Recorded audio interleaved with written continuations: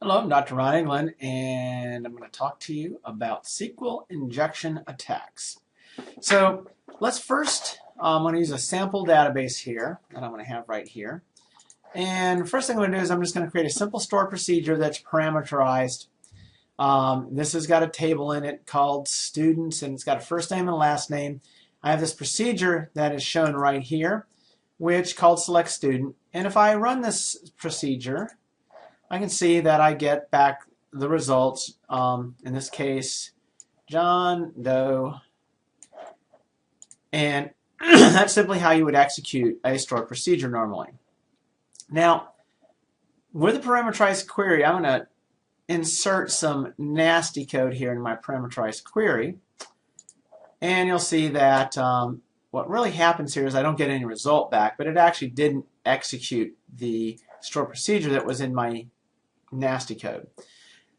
Okay, now there are ways to actually do SQL injection attacks through when there are parameterized stored procedures or queries, but they're much more difficult to pull off. So let's look at something that uses dynamic SQL, which is commonly used. So I'm going to have this other procedure here.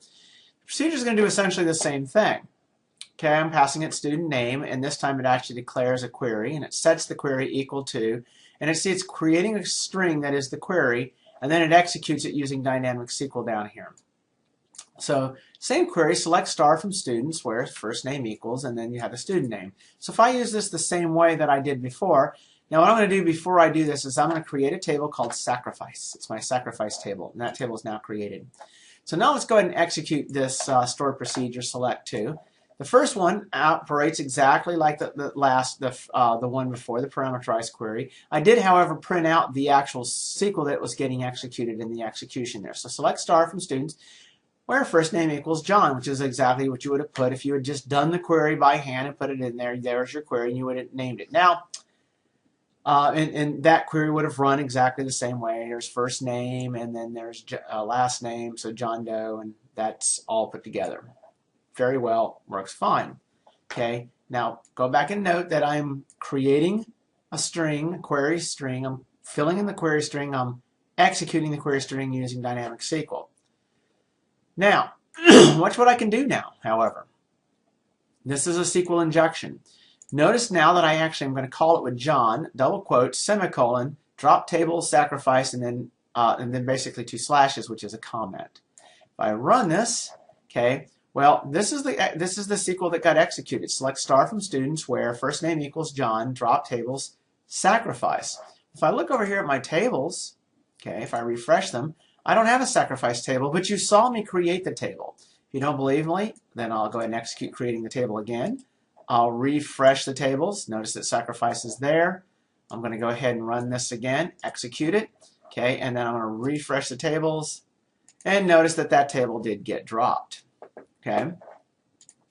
However, and notice that I was able to do it by calling the stored procedure that didn't have any, had nothing to do with actually trying to drop that table. Now that's basically a way to inject malicious code into a database. Now all the time when you're creating online interfaces or interfaces through any type of user front end like a form, you typically connect these fields directly back to the database. And when you do connect those fields directly back to the database, a lot of times you'll either use SQL, you'll use the parameterized query to a stored procedure.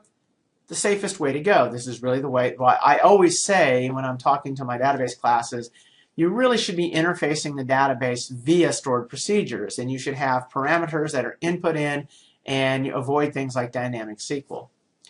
However, a lot of times it is very convenient to be able to use common patterns to utilize dynamic SQL to do things. Now, you've seen me do something that was relatively malicious. I dropped the table sacrifice from my database. That's a pretty malicious thing to do. However, there's a lot of things that I could do beyond that. So I'm going to actually execute it with this, like execute sp help user.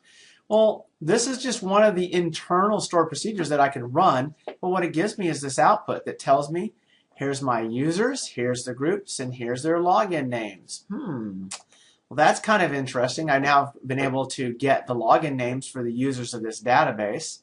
I can actually get a whole lot more information, which I'm, by the way, not going to show you in this video. I think that the people that are intended for this video are savvy enough to know what stored procedures they would be running if they were to use this in a more malicious fashion. And I simply don't want to encourage other people to do malicious things to the database. But I also want you to understand how SQL injection attacks can actually work. Now, suppose I am trying to protect myself against a SQL injection attack. Well, what can I do to do that? Well, if you notice, in this call here, there were a couple of pieces of information that I actually had in there, like this quote, quote, a double single quote, and this one here, the double slash slash. Another couple ones that you might want to look for would be slash star or star slash. Okay, those are comment starts and comment stops, which can be used very effectively to introduce things maliciously into a string into a database.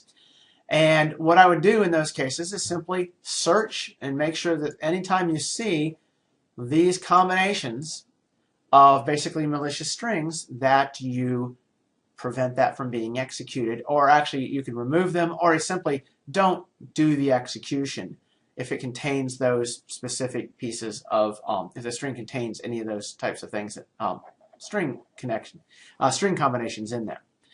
So hopefully this gets you at least an understanding of what a SQL injection attack is, and you've actually seen a SQL injection attack being used directly from a database interface. And I hope that this is very useful to you in creating much more secure database systems in online code. Good programming. See you later.